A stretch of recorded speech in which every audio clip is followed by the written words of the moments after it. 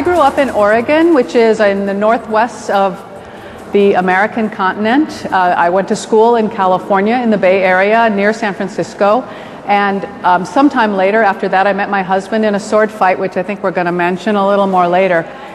And when he got a job in Hawaii, I was forced to move to Hawaii because he got his job there. Now, when he says he would like to move back to the mainland, which is what we call the continent, from Hawaii, I say, no, I'm never, ever leaving again.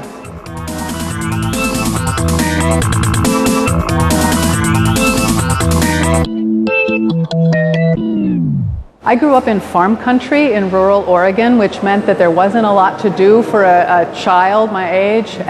Fortunately, I loved to be outdoors. I was the kind of kid who wanted to climb trees and run around, and that meant that when I was growing up, what I really wanted to do was have adventures.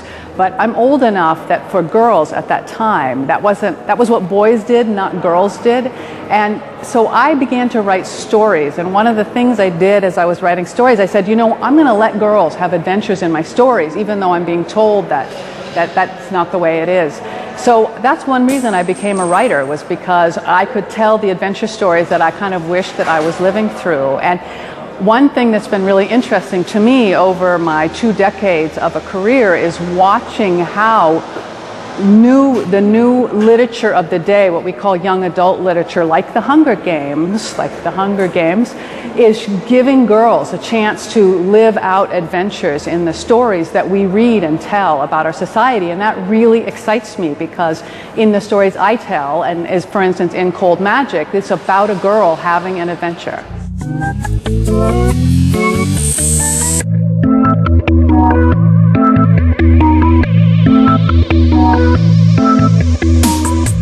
Before I wrote Cold Magic, I had written several fantasy and science fiction series that were of the kind of long, complicated, many characters, kind of in the same type of story as Game of Thrones, not exactly alike, of course, but with many characters told from the third person, which is she did this, he did that. And I wanted to tell a story that was more focused. I wanted to tell an epic fantasy that was from the point of view of a single character.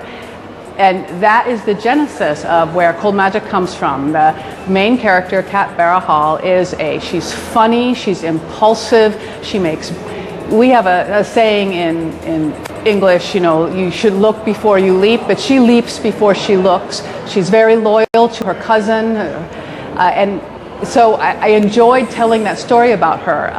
And it's an adventure story where she knows how to sword fight, and she also knows how to sew, and both of those things become really important in the story of how she makes her way when this terrible thing happens to her that she had no idea was about to happen to her.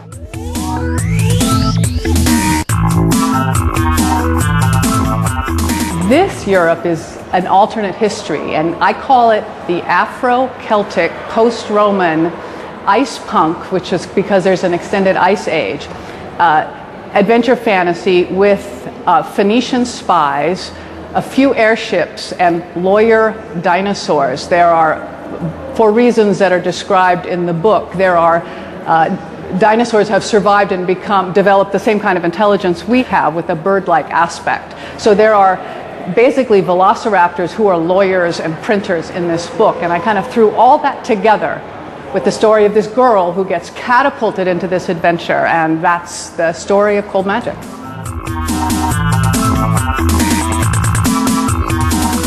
Well, I'm famous to my kids, but I'm known in the science fiction and fantasy field in the United Kingdom and in the USA. I would not say I'm famous worldwide, but I have had my books published into, this is I think the 9th or 10th language my books have been published into.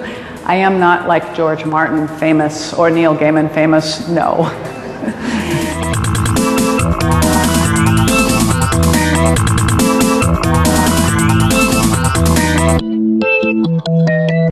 I have 2 novels coming out this year. One in November is a new epic fantasy, which is kind of like that. I call it big ticket epic fantasy with multiple characters, and it's kind of how a kingdom begins to fall apart and what happens and who is betraying whom and who is loyal. That's called Black Wolves. It's the first volume. And then in August, I have my debut young adult fantasy novel, which is about a girl named Jess. And my publisher, because in the United States, publishers like pitches, like Hollywood pitches, they're calling it Hunger Games meet Game of Thrones. Whether or not that's accurate, I don't know, but it is a girl who's in a fantasy country that's kind of based on Greco-Roman Egypt. What I would always say to my readers is thank you. I actually couldn't be here without readers, and I always encourage readers to try new things they might not have read before, because that's one way that I was introduced to fantasy and science fiction, because I tried something I hadn't read before. And frankly, I have the best readers. When they talk to me all the time, and I love them. So